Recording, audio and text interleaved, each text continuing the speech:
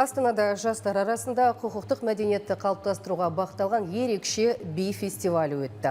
Елорда әкімдігі мен прокуратура бірлесіп, жастар сарайында Жастар Dance Fest көп жанрлы би байқауын ұйымдастырды. Фестивальдің басты ерекшелігі өнер мен тәртіп құндылықтарын ұштастыру. Шара аясында жастар арасында заңға құрмет, қоғамдық тәртіпті сақтау және азаматтық жауапкершілік қағидаттары насихатталды. Байқауға еліміздің түкпір-түкпірінен келген бишілер қатысты. Олар модерн, джаз, стрит-дэнс шоу және кей-поп бағыттары бойынша бақ сынады. Сонымен қатар қатысушылар арасында биден батыл өтті. Ұйымдастырушылар бұл әділ бәсеке мәдениетін дәріптеу құралы екенін айтады. Бүгін таңда 19 маусымда заң және тәртіп қағидатын насихаттауға бағытталған Жастар Dance Fest би фестивалі өтуде. Бұл шараның басты мақсаты жастар арасында құқықтық мәдениетті қалыптастыру және олардың бос уақытын тиімді үйлестіру болып табылады.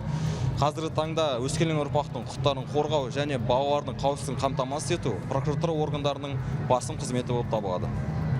Я сегодня участница и батлов, и вывожу детей, и сама выхожу на конкурс. В принципе, у нас сезон подходит к концу, и Жастар Dance Fest — это классное мероприятие, чтобы развеяться и просто увидеться с классными танцорами и просто дать энергообмен друг другу.